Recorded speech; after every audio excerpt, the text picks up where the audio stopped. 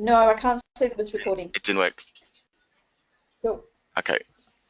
Oh, good morning, students, and welcome to our fourth webinar on the customer experience. My name is Alyssa, and joining me in the chat room today, I have the lovely Adam. So, Adam, can I have a big hello from you, please? Hello, Alyssa. Thank you for introducing me. Thank you. No dramas. We've had a really great last previously last three sessions actually. Talking about customer experience. And as you can see, obviously we've spent a bit of time kind of really looking at the different elements and the different content around customer experience, and it's been interesting. I guess if we want to have a bit of a quick recap, that very first webinar we looked at the first series of learning activities, which was planned to meet internal and external customer requirements. And casting my memory back a few weeks ago, I think we were talking about creating things like service missions and service charters, and Yes. yeah, Absolutely. We all those. talked about having a service vision and customer touch points was a big topic of conversation in that first session. Yeah, yeah, and I think that was when we talked about some of the different organisations and what some of their service visions and some of their service philosophies were. Yeah.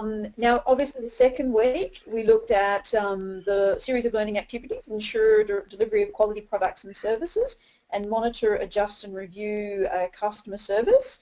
So I think we talked a lot about understanding the needs of our customer and what motivates our customer as well, and really trying to get in touch and understand who they are using a specific set of tools as well.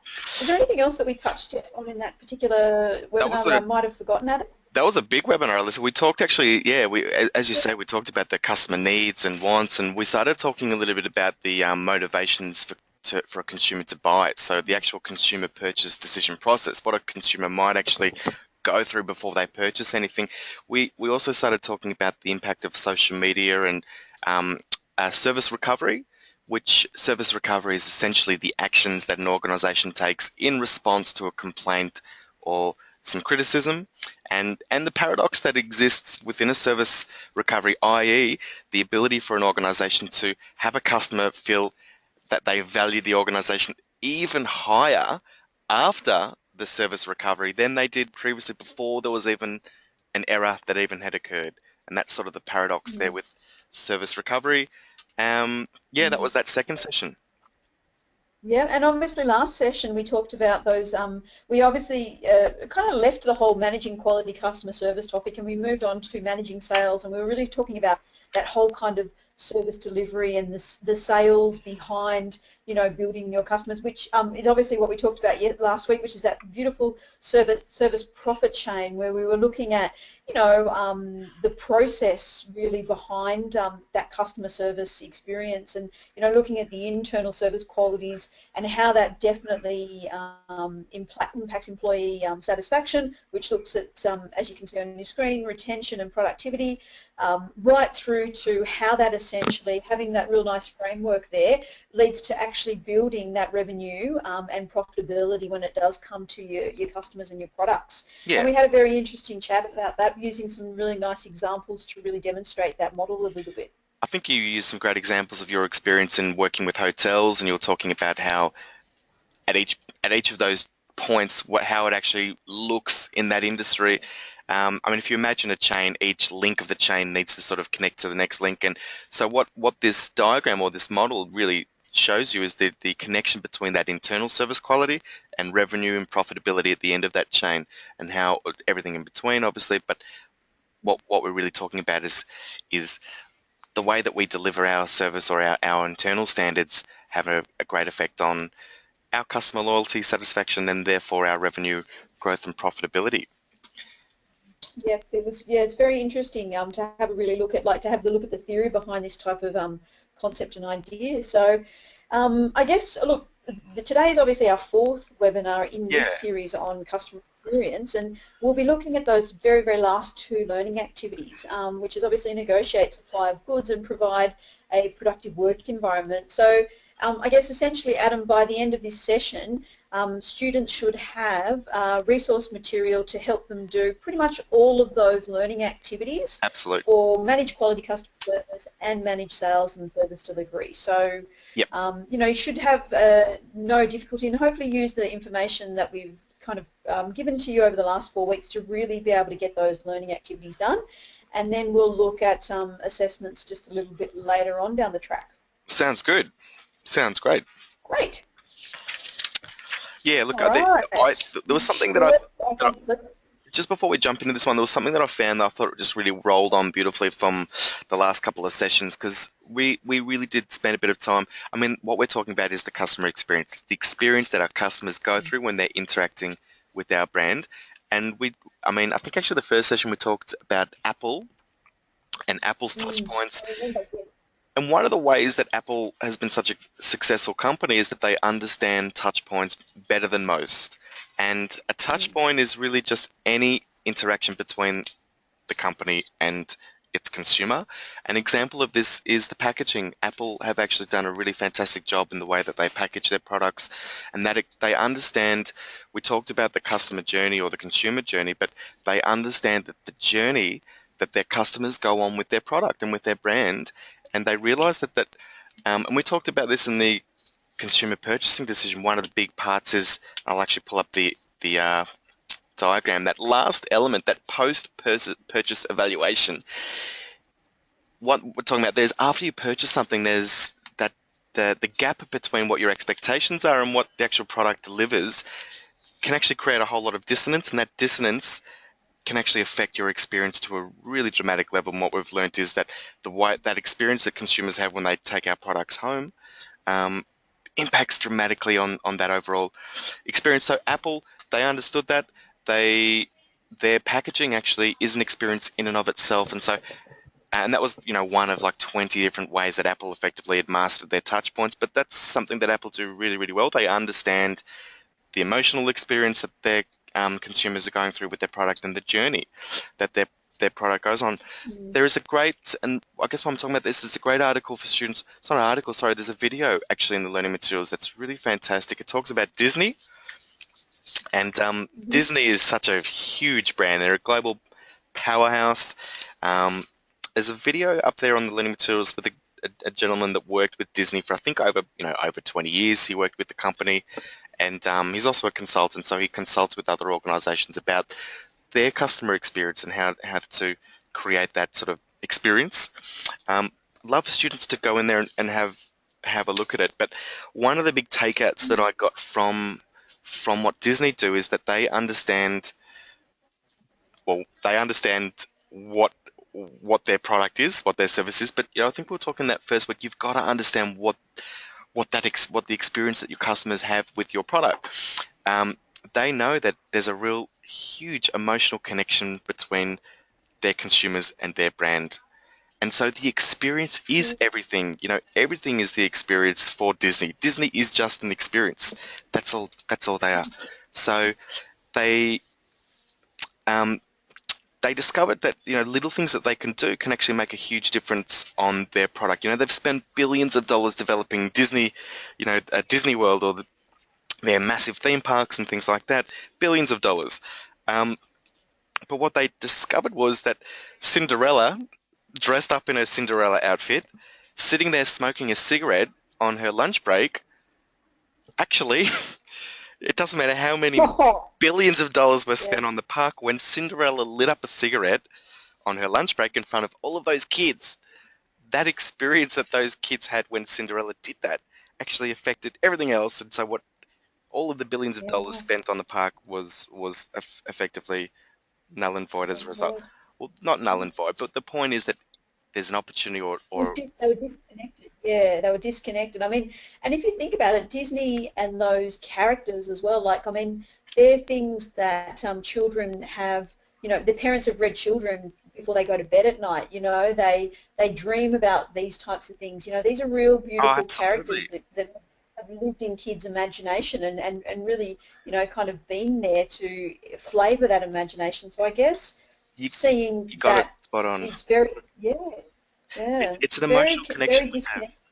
Disney is nothing more than emotional. As you say, it's the kids, they dream about it, they think about it, they want to be like these characters. And can you imagine your kid, Alyssa, running up to Cinderella who's just sparked up a cigarette, and Cinderella turns around, listen, kid, I'm on my lunch break, just come back in a few minutes, and a puff of smoke Yeah, pops out of her mouth. What sort of yeah, what sort of experience I this know, you're going to get? So I know, this is a great video yeah. for students to watch. The gentleman, I think his name is Dennis Snow or something like that, the guy that worked at Disney. He suggests that businesses need to look and find out what their smoking Cinderellas are. What are those things that Mm, creep into our performance that take away from that experience that we offer our customers?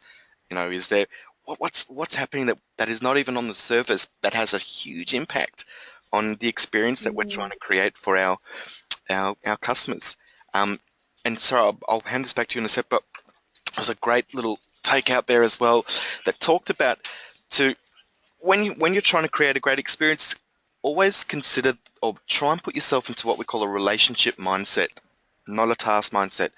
Now, Alice, you might be familiar when we talked about relationship, task versus maintenance in the mm, ensure team effectiveness subject. So task versus maintenance roles within a team. So in a team, you need to look after task roles, maintenance roles. Task roles are the actions, the things, the physical things that we need to do, our day-to-day routines. Maintenance roles being yeah, those that in and around building and maintaining effective relationships within our team. And the importance of having that nice balance between task and maintenance. Just the same when we're talking about creating a customer experience, you really need to perform that or have your employees perform that customer experience with that relationship mindset as opposed to a task mindset. Now, what we're sort of saying is when employees focus on the task, a customer will feel like they've just been processed. However, mm-hmm, when your employees focus on the relationship, the customer will actually feel valued all the way through that. mm, And so that's what we're trying to create. We're trying to create a wow. We're trying to create a fantastic experience for our customers because, as we know, a loyal customer comes back, becomes a repeat business for us. There are so many benefits for having a lifelong customer. Um, yeah, and so you've got to create def- those moments of wow, and that's the hard part. You've got to really understand the journey, the emotional connection that your customers have with your product and brand, but also the journey that they go on and try and find those smoking Cinderellas. Try and find those little moments where you can fix or where your performance is letting you down, and likewise also try and create those moments of wow. So a good example of that might be a follow-up call to a customer. Just want to make sure, Alyssa, that everything was okay. I know you bought and Apple did this really well. They sent a follow-up mm, phone call. You bought an iMac in the store. They called you 2 hours later. Hey, I'm sure you're at home now trying to put it all together. Are you having any problems? Let me give you a helping hand. And they realized that proactive sort of, the customer felt so valued and made such a big difference on the experience that they felt, conscious or otherwise. So, yeah. mm. But no, Disney. Yeah, it definitely feels like that what they've done is they've really extended that relationship even past the purchase point, so obviously that whole kind of task versus maintenance type of thing, Mm, like they feel a lot more connected because even though they've purchased something, they haven't just purchased it and that's the end of the relationship. It's almost like that relationship that Apple are kind of focusing on is really, as you mentioned, that post-purchase, the power of that oh, yeah. post-purchase kind of element, which is good because it's that extension and that's exactly right, the post-purchase evaluation, Yep. not Yep. only with the packaging but also with that added, I know you've bought it, just want to check to see if there's any issues, and no company, has ever, even if when I bought a car, literally, I mean, in the past I've never had that post-purchase follow-up ever. So they're Can on you a winner. Like imagine they're how? really stretching that Yeah, well, boundary of the how simple relationship. is it Yeah, though? It's such a simple thing that you can do, exactly. and it creates such a Yeah, huge, yeah, you know, positive yeah, experience for our consumer, which is what we're trying yeah. to create. What we know, what we've discovered is satisfied customers are okay, but very, Yeah. very, very satisfied customers are what we're going for. We're really trying to create that incredible experience, not a good experience, an incredible experience. We want to wow our customers, actually. Mhm. Yeah, it's an interesting tool that is, I think, very unique, that keeps that relationship connected, and makes you feel like you're not just a consumer, but you're like, or you've not just spent money on a product and some companies, generated revenue from you, but you really do feel like, that you still are a part of that, or that you're a part of that, which is really nice. I think that's what the customer, and that's what people want. Absolute. It's important though Mm. you understand your customers. I think that's such a key here in delivering that great level of services understanding. Just out of curiosity, what do you think, Alyssa, are the two most important factors for customers that go to Disney's theme parks? What are the two most important factors for them when they're visiting or when they're spending time in Disney's Wonderland theme parks? But what do you think? What do I think is most important? I Yeah. mean, I think that if I think about Disneyland, or that product, I'm probably thinking of, um, if I go to Disneyland, I'm going to Disneyland because there's no other place on earth like it. So when I go in there, I want to be in a space and an environment, and I want to be surrounded by people that are going to give me an experience I've never ever had before. Yep. Yep. So something fun and something unique and something, that's going to satisfy me emotionally. That's what I'm looking for. I'm excited as an individual, as a customer, and I want those emotions to be satisfied as soon as I walk through the gates of Disneyland. In this article, the gentleman talked about that cleanliness of the park and the friendliness of staff were the two things that rated highest or the most talked about their um, with their customers. It's you've got to just sort of work out what it is that your customers are. But you're right. Everything that Disney is a great example of what we're talking about here in the subject, because they are just an experience. There's a great emotional connection that we have with our Disney characters as a kid. All of those sorts of Mm. things.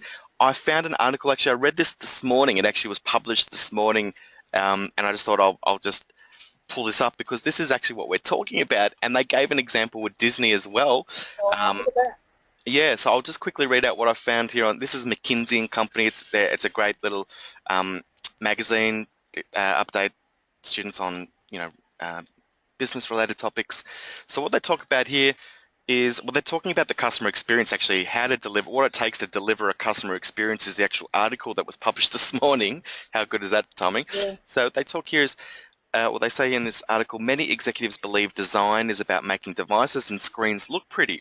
Good visuals improve any experience, but being great requires thinking about everything and everyone it takes to fulfill a customer need. True customer experience design involves crafting each interaction with customers that they have with a company along the path that runs from the minute that they consider a purchase right through their entire relationship with the product or service. As Steve Jobs says, design is not what it looks like and how it feels like. Design is how it works. So it's the actual functionality. It's the experience, that journey that we're talking about. So to design a compelling customer journey, companies must enlist everyone who has an impact or is part of that customer's journey, not just the people with the word design in their title. In particular, operational and IT groups should be involved. Companies not need to merely map out the customer touchpoints, but also implement changes that must occur in the background to deliver a superior journey. This is everything that we've been talking about the last couple of weeks, just a great timing of this article. And then it talks about Disney most recent. Um, so after a 5-year effort to root out pain points, so they identified these smoking Cinderellas as pain points in their customer experience or that connection that consumers have with their brand.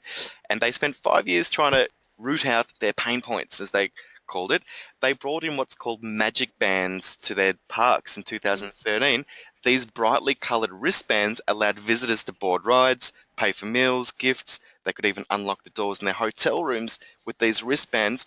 More importantly, uh, the bands and the technology behind them, which was stitched into every part of the park, also allowed visitors to select exactly what they want to see and do in advance, which allowed Mm. Disney to effectively resource the necessary areas and make sure that experience was enhanced all the way through. So if you think about going Wow. to Disneyland or going to a theme park, all I can think of is just standing in a line for 2 hours. That's all I'm thinking about. That's the experience. And what they've discovered is that, if we can create these wristbands, we can actually um, we can be a little bit more organised. We can assist with that sort of experience. So I just saw that this morning. I thought I'd yell out and share that with you guys today.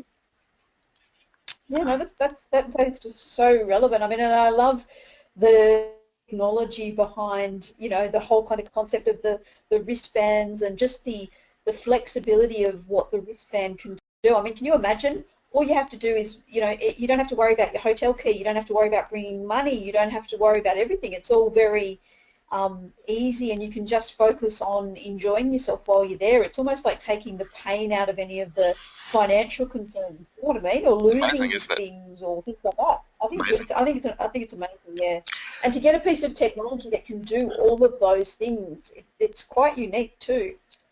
But I think this is part of why Disney is so strong. They really understand that the emotional connection and the experience and the journey. These are the three sort of things that their customers are going through with their product, and that that allows them to deliver, the highest level of customer service to their Yeah, customers because they really get it and understand. And yeah, it's not easy for them because, as we've mentioned, it's a real emotional connection that we all have with this brand. It's hard to quantify. And when we say quantify, it means put like a number against it. It's hard to put a number yeah. against those sort of emotional connections. So, but they've done a good job in always paying attention to their customer experience. And they're smoking Cinderellas. It's important to know what your smoking Cinderellas are in your business. It would be Let's. really interesting actually to see results of that wristband in terms of productivity. Oh, Like I'm thinking about a line. Okay, so I'm thinking about you get on a line to order a hot dog or something in Disneyland, and the amount of time it takes, the biggest, and yeah, the amount of time it takes for you or the person to pull out their money, the money gets received, the change gets given back, you put it back in your wallet. I mean, that could be all of, say, 30 to 45 seconds, but with a wristband, 30 to 45 seconds for maybe 1,000 people is really quickening that experience, which is what, was found in that study. So it's yeah. really about being creative about that productivity, which is really interesting, really interesting. Yeah. It allowed them to And collect it very data as well on their customers. Where do they go? Where do they stand? How long are they standing there for? Do they go to the hot I dog love stand it. after the ride or not? I mean, most people don't want to eat a hot dog after they've been on a roller coaster. They discovered a lot of things about, and then as a result of those discoveries, they were able to distribute their resources in the most efficient method just to maintain that level of experience. Should we go through a couple of these questions on this first set? Yes, let's do that. That would be awesome. Over to Yeah, you. I'm thanks, going to Jim. highlight I'm them, and you can have sure. jump All in. right, let's have a look. So, Yeah. very first question says, explain why it is important to build relationships based on a win-win strategy with suppliers. How does this relationship impact the levels of customer service in your organisation? Okay, so we're specifically talking about now the relationship and your customer being that of a supplier. So these two questions really focus around about that relationship. Okay, so I guess in the past a few weeks we've really talked about different types of customers that you might have to engage with, and I think for your business as well, a supplier is a pivotal customer and is a pivotal player in any organisation. So we're looking at it from the perspective of the supplier now. Okay, lovely. Okay, so I'm just trying to pull up a page here for you. Listen, my computer's having a bit of a slow day today. There's a great page No, for students. It's actually talks about the negotiating with suppliers. I'm just trying to find that. Sorry, my computer's just a bit okay. on the slow side. My Yeah, I computer's mean, and I loading. guess from a supplier perspective as well, suppliers would be any external organisations that you've built relationships with that supply your company or your organisation with something that then helps you supply that service to the customer. So the suppliers are quite key, and obviously, there's a lot of negotiation skills that are required. There's agreements that obviously have to be made between suppliers, which I think you're putting up So, now. sorry, I'm just looking for it. Yeah, I that's thought I okay. was organised. There you go. I think. Let me just see if I can find it. Sorry, guys. Sorry. Might be tucked away in this one here. Let's just open it. I always tucked away these little bits and pieces.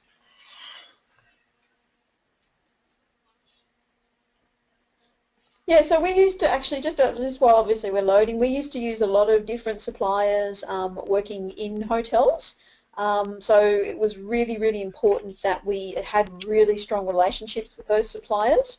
From anywhere from, people that were supplying us with regular linen and laundry facilities as well, to people and suppliers that were supplying our produce on a daily basis.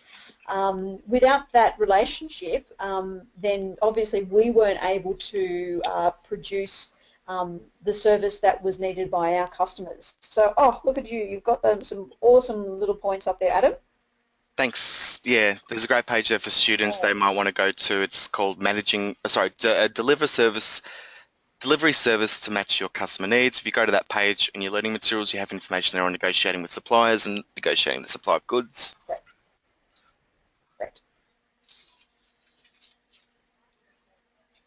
Yes, Lovely, and I think there's a little bit of an example there of a win-win yes, situation exactly. and a win-lose situation. So obviously, when you're negotiating with suppliers, negotiation can obviously have a couple of different outcomes, as the resource is suggesting.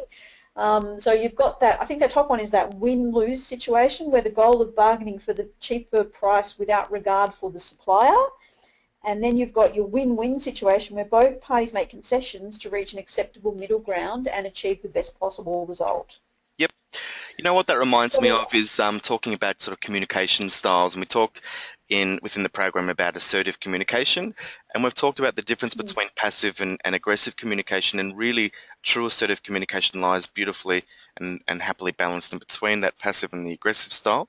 And what I'm looking at here, when you see a win-lose versus a win-win, the win-lose is like a real aggressive style of communication. So when you communicate with somebody aggressively, you're communicating your needs at the expense of the person that you're communicating with. A true assertive communication, people get confused. People often think assertive communication is actually aggressive communication. Quite the opposite. Assertive communication is communicating your needs, wants, desires, etc., but doing so whilst respecting the other party that you're communicating to. And that's what we're talking about here with win-win. Trying to find that acceptable middle ground, trying to achieve a best possible result for both parties. And that's sort of a similar sort of thing there. But yeah, there's some really good materials in here, guys, in relation to this question. So you can certainly get a bit of info there for yourselves. Um, yeah. Chair. And how does that then relate? And I guess you've talked a bit about the relationship and the win-win strategy. Then I guess how does this relationship impact the levels of customer service in your organisation? So I guess I'd be looking at what the benefits of having that win-win outcome on your actual customer service itself. So and I think there is that direct correlation there. If you're in that situation where you've come to that middle ground, you've got a quality product, you've negotiated with your supplier, therefore, you're offering the best product that you can for your customer, who in turn is obviously after a good quality product, I'm assuming. I Absolutely. Look, I think it's just common decency to be decent with all of your transactions.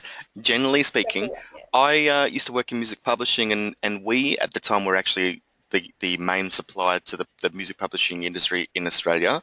And let me tell you, as a supplier, you know every single one of your dealers, you know every single one of your customers, and if you know all of the little quirks about them as well. You know what I mean? You know what they like, so on and so forth. The ones that are committed to maintaining and building good relationships, as a supplier, you want to build and maintain great relationships with your dealers anyway. Some just didn't care. They would treat you like, you know what, you need to serve us. That's how it is. Others really did care about that relationship, and were willing to compromise and understand. And as a result, the company were also willing to go over and above for them in some situations. I've got a great example. I had a customer. She was an 80-year-old woman.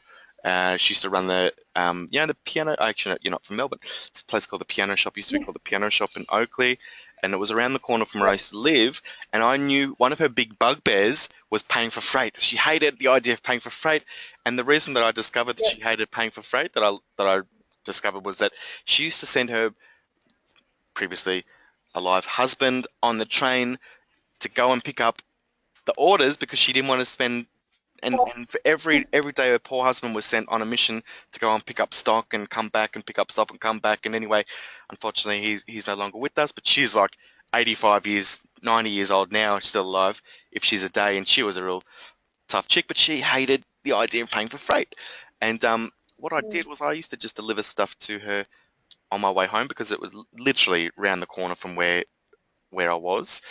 It probably took about 5 seconds out of my day. It wasn't something that we had to do. It's not something in you know in our agreement with that particular company, as it were. Yeah. But it was an opportunity to, well, one, create a great relationship between the supplier and the customer, but um, also an opportunity just to provide an excellent customer experience. What happened as a result of starting to do that, and I was the account manager for that account at the time, that account went up huge amounts. And what I realized was where there was a like for like between different suppliers, i.e. we had a product, another supplier had a similar product, like for like product.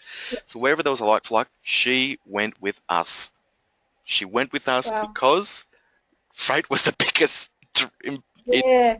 that was what she Yeah. valued. So understanding that actually, um, and building that relationship and being prepared to wow and work with that relationship actually built that business. So And yeah, so it really is just about, as you said, really knowing who your customers are and what they want, and understanding what they want and how you can best deliver that. I mean, I love that story.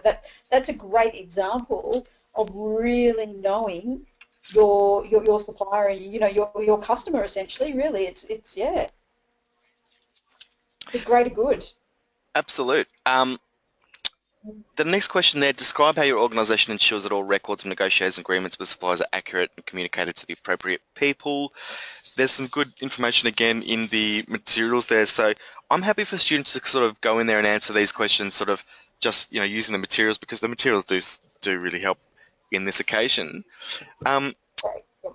I Sounds Yeah, do you have any just general tips you would have if you are a business, you're starting out, you're starting to interact with some suppliers, and you may or may not be sure any sort of general tips, I guess you could say, or um, I mean, I would definitely have a look. I mean, look, I haven't dealt much with suppliers in my previous roles specifically, but kind of I'm a bit more kind of staff centric. But I guess in terms of things like recruitment suppliers and things like that, I would always make sure there was an understanding of what I needed and what my standards were and what my product was and what I needed from them.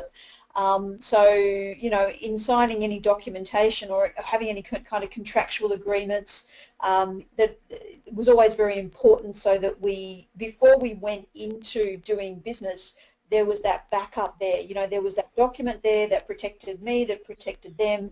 That was, say for example, I'll give you an example. Like for example, with a recruitment company, yeah, we had in place an agreement prior to going into use their people that they looked for us. We had an agreement that if the person that they'd recruited did not stay for or was not successful during their probationary period, that they had an obligation to replace them for us.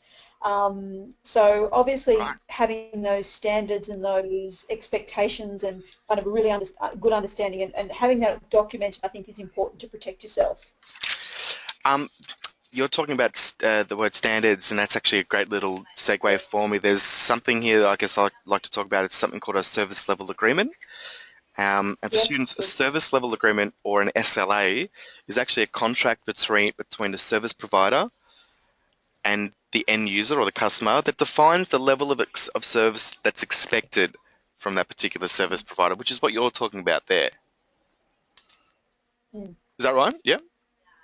Yeah, no, absolutely. It's definitely a service level agreement we had, and they were updated regularly. And I mean, I think it's important because you have something to fall back on. It's like, not so, like it's like from my perspective, I mean, I think it's always good to have something there, like to have a degree document that says these are our expectations, these are what we expect from you, these are what will Mm. happen if our business, if this happens. I mean, there has to be that document, there has to be that agreement there, I believe, to That be able to be yourself. Yeah. that's exactly what it's there for. That service level agreement is there. That is meant to define all of your things like your response times, your resolution times, things like your guarantees and penalties as well. So if you don't deliver on this promise, there's a certain penalty. Or whose responsibility is what?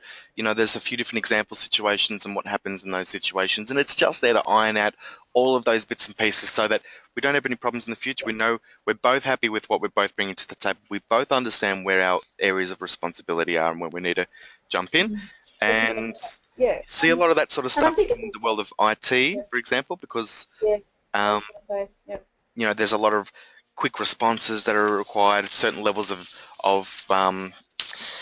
service that are required in and around those sorts of industries and roles. So I definitely agree with you, and with the changing technology as well that's around, I mean, I know there's a lot of focus now on having systems in organisations that really look at measuring productivity. So you've got a lot of competitors out there now with new technologies, and I think from a service level agreement perspective, those are companies that people are interested in using, but they set very, very big expectations. So I think it's important that your service level agreement ensures that they're delivering to you what they've promised to deliver to you and the results that they've promised as well. So I think that's important because when it comes to the IT type of stuff, yeah, you're paying a lot of money absolutely. with regards to implementation of these types of systems, and you're using an outside, obviously using a supplier, and you're trusting them that they'll give you the results that they've promised, and an Yep, SLA will protect you yep. to make sure that you're getting what you paid for, essentially. And that it's written down. There's no he said, she said. You understand what your That's role right. is, what the actual contract between the two organisations are. So certainly very, very Yeah. important. Do you want to talk Agreed. a little bit about building rapport at all? It's might be a good Yeah. opportunity here. Yeah, I think what Yeah. really what we're No. talking about is building, maintaining relationships, the importance of relationships, number one, in our uh, customer experience, but also two, building relationships and the importance of building those relationships with our suppliers as well. So, Mm. yeah, should we have maybe a little Yeah. Look, word on rapport building? I was Yeah, look, I was reading an interesting article just a little while ago about building rapport, and there was an interesting comment that came from the writer of the article, and they had said that a lot of people think that building rapport is just a natural, instinctual thing that people have, but they said that obviously it is one of those skills that you can definitely build yourself, like you can work to. It doesn't necessarily have to be instinctual. I think there are little things that you can definitely do to be able to really help build rapport. Hmm. I used to think that salespeople were always really awesome at building rapport, that they had this gift of the gab, that that they could go into a room and they could build rapport instantly and build a relationship with somebody instantly. But I think, if you work at it and I think it is definitely achievable to be able to build rapport, essentially. So it's an interesting little thing. But I guess when we're talking about customer service, you have such a very, very small time to be able to build that rapport with that Hmm. customer. Yep. And I think rapport from a customer perspective really does happen in a very, very short period of time at the initial phases of that customer engagement, and then needs to be maintained. So it's Yeah. interesting. It's an interesting thing. I mean, I mean, if I was looking at, say, for example, if you wanted to know how to build rapport, if you were looking What are at some good tips? Yep. simple technique, yeah, some Yeah. simple technique. I mean, look, I always think that, if you kind of want to build rapport, the one thing that you should always do is kind of with the person that you're speaking to, show that you're interested. Show that you're interested in what they have to say. How do you show somebody Um, that you're you know, interested? like I think you're 100% right, but sorry? how do you do that? Yeah. So what's a pragmatic way Well, I mean, to do that? yeah. Oh, look, I think that you're not you're giving that person all of your attention in that moment. So whether or not you are dealing with them over the phone, whether or not you're dealing with your customer face to face, that you don't allow for any interruptions to pop in and kind of take you away from that initial engagement. That you're completely focused, your body language is relaxed, it's open, you're listening to that person that's standing in front of you. You're asking questions so that you want to know more information about what their needs are. Beautiful, You use the beautiful. appropriate tone. All of those little types of things, I think, is key. They have to be the focus and not letting, anybody else disrupt or interrupt that focus for that moment. And Stephen Covey. Actually, I like what you say with body language, having open body language. I like what you say about asking questions. I think it's important. One, you ask questions to find out more information about somebody. If we're trying to build rapport with somebody, I need to get to know them a little bit. Stephen Covey actually said it really well with his book on habits of successful people. He talked about seek to understand and not be understood. So people, we always try to. Well, firstly, we always tend to hear what we're listening for, but then we're always looking for an opportunity to speak ourselves, Mm. which I'm also guilty of that all the time as well. Trying to build rapport with somebody, Yeah. seek to understand, not be understood. What that means is really try your hardest to understand the other person, not look for that opportunity to be understood or to get your message across. Yeah, yeah, Typically, we, absolutely. we typically seek to be understood as human beings. It's just a natural habit of ours. But if you put your focus and your energies in around trying to understand the other person, you're in a better position. The way that I tend to do this really, really well, Alyssa, is I look for similarities.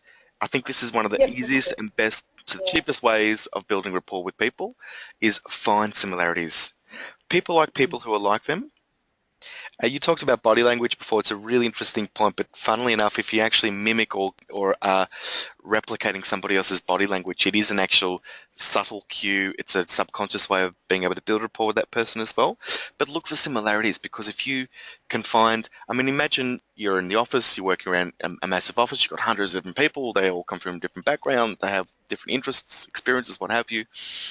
We're just trying to find those little commonalities that we have with different people. It might be a sporting team that we both like. It might be a chosen activity that we both engage in. It might be a certain style of clothing that we both like. Whatever it is, if you find that Mm. commonality, you can find that middle ground that you can start working from and going from. Yeah, no, absolutely. I definitely think that's a great tool to use. I found a good little bit on this one as well. It talked about Oh, when you're if you're a sales if you're in sales, and we're talking about sales, we're talking about customer experience here. So if you're in sales, if you're negotiating with supply, whatever you're doing, trying to build rapport, trying to eliminate some of the what we call useless words. So get rid of the word um, example, get rid of the word can't and yep. replace it with the word create. If you say you can't do something, it means you either don't know how or don't want to. If you think about the word Mm. create, what you're putting yourself in the frame set is how can I come up with an answer? So replace it with the word look we can't. But if you think about the word create, let's create a way. Now it's futures, but you're not focusing on what you can't do. Mm. Um, Mm. there's a few others as well. So get rid of the word things like if, switch it for when. Get rid of the word try. Don't say I'm going to try. Just say I'm going to do. This is what I'm going to do. It's a Mm. very, very passive way of saying I probably won't do it. If you say, oh, look, we'll try, don't say try, Yep. say do. Yeah. Um, look, energy can also be another way to build rapport as well. You talked about body language. I think that was a really good one.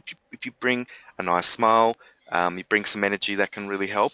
One of the things, Mm. the last thing I guess I'll probably say about this one is the power of somebody's name is huge. It is massive. There's something that we call the cocktail party effect. And what that means is I could be standing in a crowded room with hundreds of people and I can hear my name spoken over the top of the whole crowd. We are physiologically tuned into the sound of our own name from birth. We're young babies. We recognize the sound of our mother's voice. We recognize our own name incredibly strongly, and respond to it very well. So if I'm speaking to Mm. somebody, I'm going to use their name at different intersections. So absolutely, Alyssa, love what you say there. It's really important. It means that you also feel, Alyssa, if I say your name, if I say it all the time, it's going to come across really seedy and wrong too. So don't overdo these things either. Try and be authentic with it, but just try and understand the power of using some of these little tricks. If I use your name a little bit, you get the sensation that I'm really talking to you. I'm not just running lines. I'm actually giving you the all of my attention and all of my energy, Yeah. and I'm also knowing who I'm speaking to and caring for the person that I'm speaking to as well.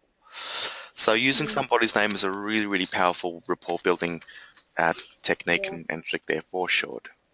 Well, yeah, it's very interesting. I was actually listening to the radio this morning, and I won't tell you what radio station I was listening to, but Why they not? were talking about because some people may not appreciate the radio station. Look, I listened Gold to 104 is okay with me. Kyle Sandilands and Jackie O, the two, Yes, yes, the shock jocks. it was interesting. They were talking about remembering names and techniques they use to remember names because Yep, what they found was say they were meeting new people. As soon as people introduced themselves, they couldn't remember their name. Like you'd introduce yourself and you say, "Oh, my name's Alyssa," and they'd introduce themselves. But as soon as that conversation or as soon as that sentence ended, the name would fall out of their head, yep, which I think is very interesting. But yep. it obviously means that they're not listening or they're not interested, I think. But they were saying that what one guy was saying, so what he does is in his head he says the name 3 times so that he can remember the name. Yeah, yeah. It's very What interesting, like because what we've it's very discovered is difficult. yeah, Yeah, neuroscientists are discovering more and more about this sort of stuff as well, and they're discovering that there's no great link between somebody. It's just a random piece of information. It struggles to keep because mm, it's not actually sitting on any other piece of information. However, if if you meet somebody who has the same name as your brother or your sister, for example, all of a sudden that yeah, memory has a connector point, and so there's like what we call a yeah, neuron to neuron connection that's formed at that point. And so what happens is where we mm, have more of those neuron to neuron connectors, we have a much greater ability to remember things as well. So if you're trying to remember somebody's name, it's also clever to put it into like a little rhyme or a little song, or give them a nickname. If you give somebody a nickname which um, might mean something else or have some other connection, it actually helps to create those yeah. little neuron to neuron pathways in the brain. Yeah, I actually have a tendency to, when I meet somebody, if I'm in a classroom or something like that, for me it's a big thing to be able to remember names. If I write it down and I see it, then I'm fine. There you go. So I have a tendency, yeah, I've got a visual connection. So if I can write Adam, or if I see Adam, or if I see James or whoever, if I write that name down, then I can remember it and I won't forget it. But if I don't write it down, I find that I can't visually connect to it, so therefore I can't remember it. But that's one technique that I use that works for me, and I think it's just about finding out, yeah, like what neurological triggers you think about, and to be able to help you remember people's names. Well, if you're working in customer service or sales and you're on the phone, so people aren't seeing what you're doing, Yeah, take down the customer's name. I mean, you might be speaking to 100 customers yeah, per day. You're not going to remember everyone's. Pick up the right. phone. Your customer or says, "Hi, it's Alyssa here. Hey, Alyssa." Write down Alyssa's name on a piece of paper, and then the next time, well, as you're going through that conversation, you might name drop, and she's going to feel like, "Wow, you've really listened to me. You've remembered my name. You've referred to me by my name." It's a really, Yeah, really powerful connector. Writing it down is a great idea. It's a great idea. But what you're doing mm, is just, again, just reinforcing those neuron to neuron pathways. yeah, interesting. Very interesting. Cool. Well, let's, I guess, have a look at, obviously we've talked in depth about that very, very first learning activity. Let's move on to that second learning activity, which is about provide productive work environment. Yep. And you've highlighted that first question beautifully. So it says, give an example of a service or product performance gap within your organisation, and what do you believe are the underlying causes? Okay. So there's a So great we're now page for looking this at, one. I'm just going to yeah, pull up the page. Sorry, Liz, I'll let you continue talking. I'm just going to try and find the no page. worries, yeah, Yep, go for it. yeah, of course. Yeah, no, so I think that there's two definitive areas of that, and I guess it's getting you to kind of really have a look at your workplace to see where there is actually I think it was an underperformance of a particular product. So a service is not performing, or there's a product that perhaps is not performing the way that you had anticipated it to be performed. And it's just, you give an example of a service or product. Maybe the service could be that people's queries or people's complaints aren't getting addressed quickly enough, or Yep. perhaps Yep. you've noticed something.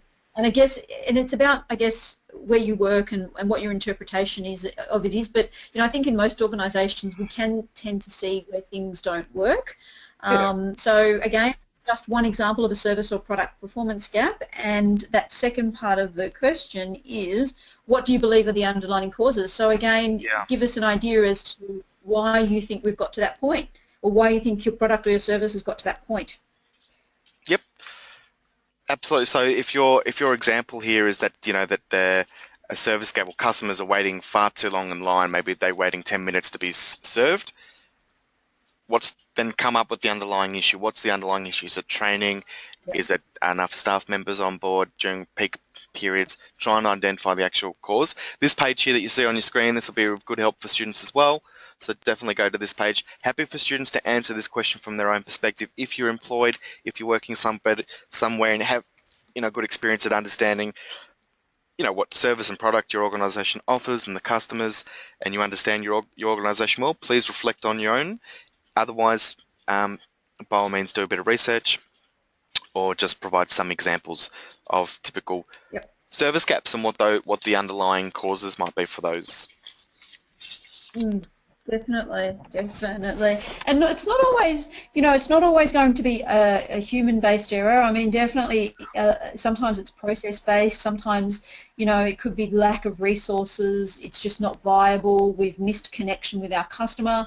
So there are a lot of, it gives you the chance to be able to look a little bit deeper into why you think there is that issue there. Absolutely. Cool. Shall we have a look at that next question? Yep. Lovely. Oh, describe 4 methods of gaining customer feedback and the benefits and challenges of each method. Ooh, nice. Good. It's good. Okay. Yeah, I think we've talked a bit about actual ways we've gained customer feedback in previous webinars. We have. But we've obviously never talked about the benefits and the challenges of each method. Yeah. Think about it in terms of the customer experience, though. So really think about that journey, that experience. Think about it from that perspective when you're answering this question. I'll give you an example. So a method here might be a survey, a handwritten survey. Yep. What are some of the benefits of the survey? What are some of the negatives of this survey? We'll just give one example, and then students can go off and try and complete the rest. Sure. So what do you think a benefit of a survey is in gaining customer feedback? Oh, look, can I give you an example of maybe a challenge and a benefit of this? I worked with an organisation just a few months ago, and they had, it was actually for a retirement village, and they had wanted to ascertain their customer satisfaction. So they sent out a survey to all of their residents, okay?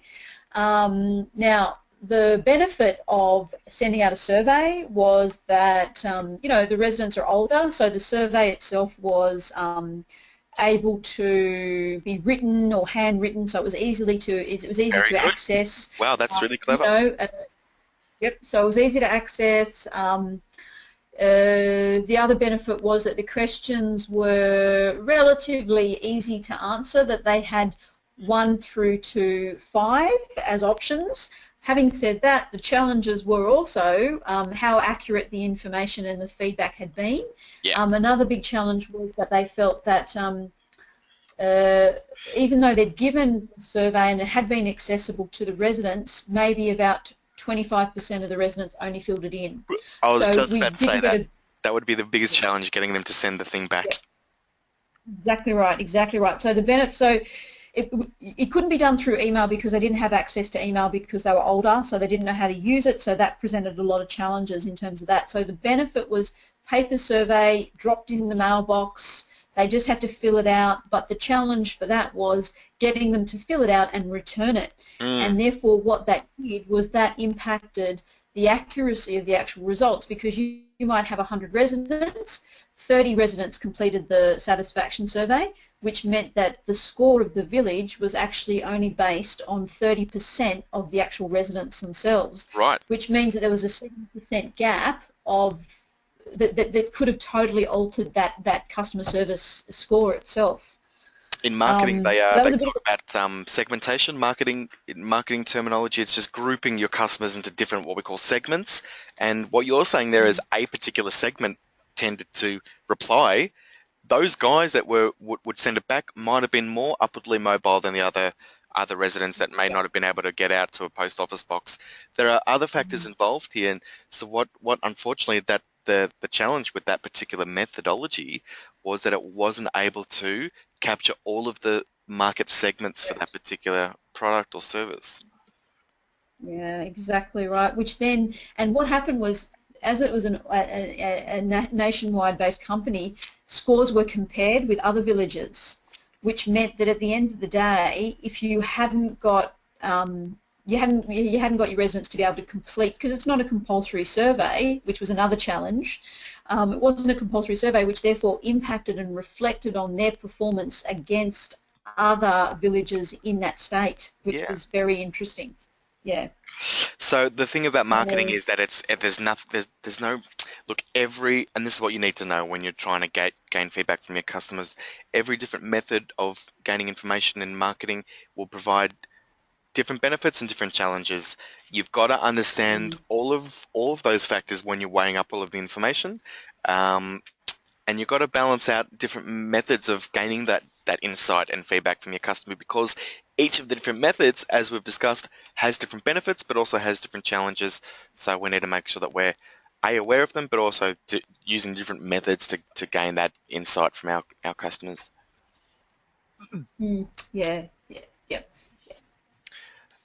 So lesson learned is always have several different options for gathering customer feedback. Indeed. Yeah, cool. All right, so we have a look at question number 3. So what systems have you implemented so that customer feedback is utilised to ensure that future business decisions are customer-centric and there is a focus on continuous improvement? Now, I'm going to point students towards the learning materials for this particular question. There is something there that talks about maintaining systems to compare changes in customer satisfaction. I'm just going to see where that is. There it is. So this page is the best page for students to go to in answering this question. Gives them a little bit of information there. In reference to that? Yeah.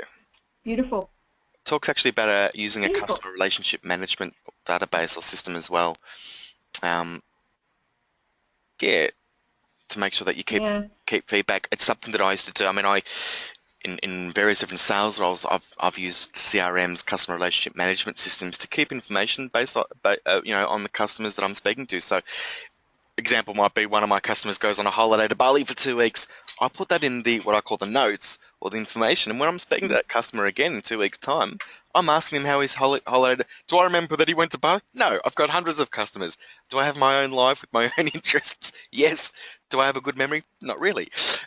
So I use that system to to keep information, things like that. So. And there is definitely a move. There's definitely a move now in a lot of industries to use systems to really measure, to get more. What did you use the word? Quantifiable data on actual productivity of processes and productivity of the human resource as well, and really looking at now. What we know is that we can have great people delivering great customer service, but customers are changing and they need different things. They want things that are quicker and faster, but they still want their value for money. So where are we able to make those differences? And a lot of organisations are using and implementing customer relationship management technology to be able to really drive home and really look at that data to be able to really improve those processes, just to kind of give you that quantifiable data that Yep. says, well, no, you know, this is how long this takes. It should take this long, and you can now measure the length of time that, you know, it might take to process an order, or the length of time it might take to, you know, rectify an issue that pops up. We use there's one of the organisations that I've done some training for is a club, and what they do is they've got a customer relationship management system that starts measuring the service experience. So say from the moment that say for example a person is sitting in front of a poker machine, Yep. you've got a little button that the person can push, requesting a beverage or requesting a cup of coffee or requesting some assistance. And what they do is they have a system in place that as soon as that button gets hit, that moment they measure how long it takes for, first of all, the staff member to reach them. Yep. For the second of all, the staff, say for example it's a drink, so it'll measure the time it takes for the staff member to reach them. Yep. Then the staff member takes their order and they go to the bar, and then what it does, once the order goes into the system, it starts measuring the time it takes for the actual order to be processed and made. And then the bar attendant or the team member will take the drink, and then it'll measure how long it'll take for the drink to be dropped back. So it measures the productivity of the process itself. So Yeah. is there something we can do to make it quicker? How long is it taking to make that coffee? You know, it is a very, very, and what they've done is they shape KPIs around that actual piece of data. Absolutely, absolutely. I think McDonald's recently did a Yeah. thing where if you're in their drive-through for longer than 3 minutes, your meal's free or something like that. So they set standards upon themselves that Yeah. they then used as their own charter or their own vision that they echoed to customers, saying, "Hey, when you come to McDonald's, you're not going to spend more than 3 minutes in our drive-through. That is one thing for sure. And if you do, the meal's on us." And so Yep. that is inbuilt into the individual KPIs because they're the standards that they're trying to get them to uphold. What you're also talking about is something called process flow charting. So going through and just getting a real grip on the actual flow of a given process helps you identify areas where you can actually improve on a given process and say, you know what, it's actually at that drink station is where the cup gets held up. It's not at the order point, it's not at the end point, it's right there in the middle.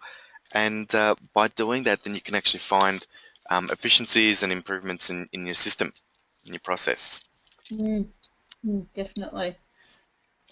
We got one more question here, and then Cool. we're done for today. So let's go to that last question. How can organisations use? As these questions are just sort of jumping everywhere, but they all kind of tend to come into the same field, which is good.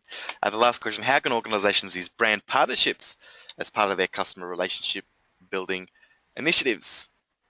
Um, Firstly, a brand partnership really quite simply is connecting two brands together and effectively exploiting each other's audience and reputation marketing capability to, in effect, amplify their own brand messages. I guess some of the benefits are you can reach a bigger audience than you might be able to access by yourself. Um, you can add a bit of you can add value to the consumer proposition, providing something above and beyond what your own brand can offer by itself. They're also quite tricky because you've got to choose the right brand. You want to make sure that your associations are with the right. Are they relevant with your consumers, and how are they aligned? Um, what might be a good example of this? Actually, something that I saw last night for a new brand partnership, new Star Wars movie coming out, and CoverGirl. Is it CoverGirl? So I'm not really up on my Yeah, covered it. CoverGirl. There you go. Makeup. Yeah. Makeup. So the CoverGirl have brought out a Star Wars variety or range of their makeup, and you'd sort of think, hang on, how are those two companies? How does the brand or the company Star Wars align with CoverGirl? That seems kind of strange.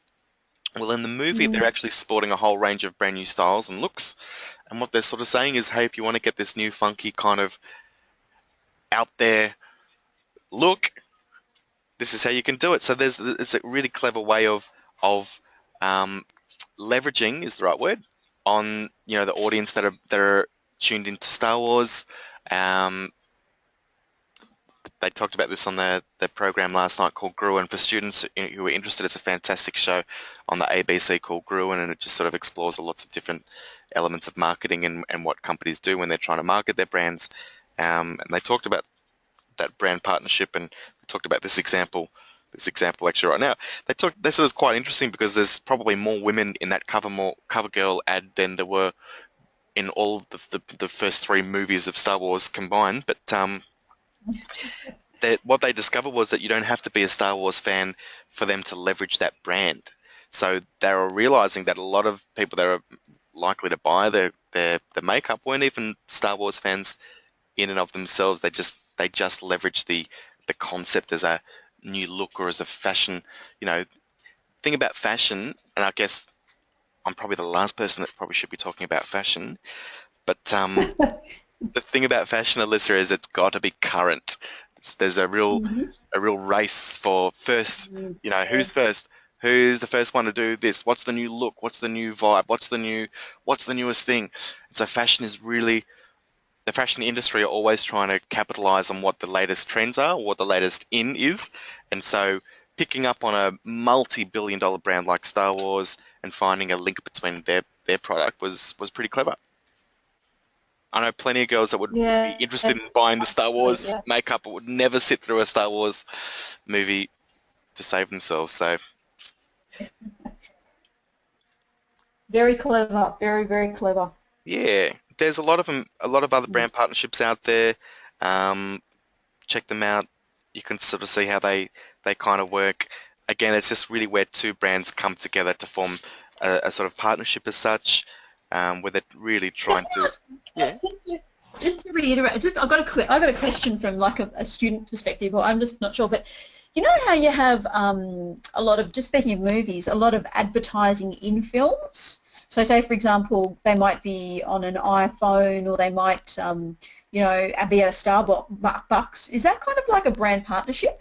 Oh, that's a very good question. I don't think that's a brand partnership as such. It's more about Right. brand placement and product placement. So Yeah. what that and Yep. that without a doubt they're paid as well. They are absolutely paid for. And the movie makers, they know where if they show a brand, it's a dollar sign for them. It's worth money for them.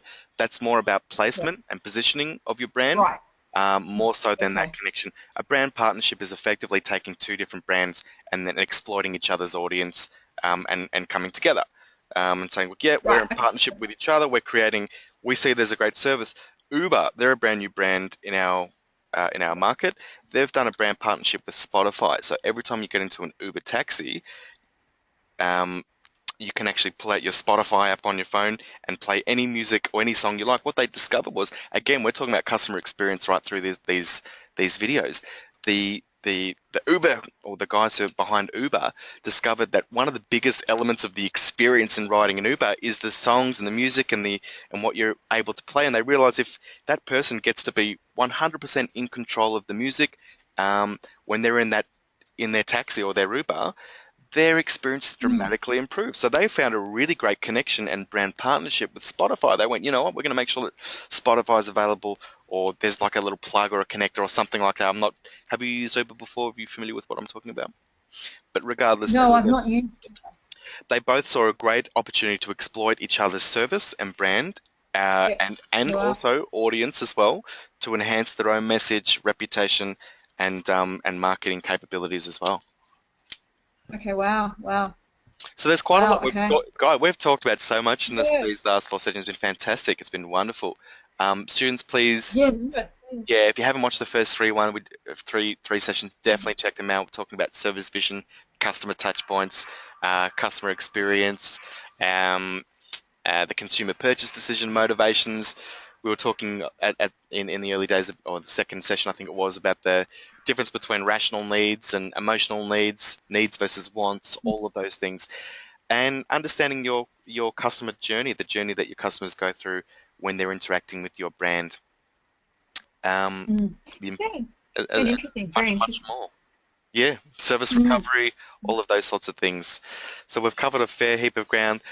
Is there anything else you'd like to add, Alyssa, to today's session or to the entire subject of customer experience before we close this one off? No, no. I mean, I think you and I, we've covered quite a lot of information, and there's like been quite presented the students with some nice examples and like a lot of diversity in the information when it comes to that customer experience. So I think we've really, I think we've really done well to be able to kind of give lots of different aspects and look at different components of this. So that, yeah, no, I'm happy. Look, Happy. I guess at the end of the day, you've got to really understand the benefits that your product and service offers and the journey that your customers go through everything you can do to understand what your consumers are going through, their journey, their experience, and create what we call a customer-centric organization where the decisions of the business are fundamentally based around the needs and desires of your customers and consumers, who are the ones that are effectively driving business. And they're the key Mm, takeout messages. So thanks very much yeah. for joining us, students. Really hope you got something out of these Mm, last 4 sessions. We really enjoyed yeah. them. Don't forget to come Mm. to us if you have any questions about the learning activities. We'll be posting another video, obviously, in relation to what we call the assessment support workshop. That assessment support workshop will take you through all of the assessment tasks for this unit, customer experience. Lovely. Cool. Well, thanks very much for having me, Adam. I really enjoyed the customer experience. It was great. Thank you very much. Thanks for having me too. Cheers. Good on ya. See Thanks, ya. guys. Bye.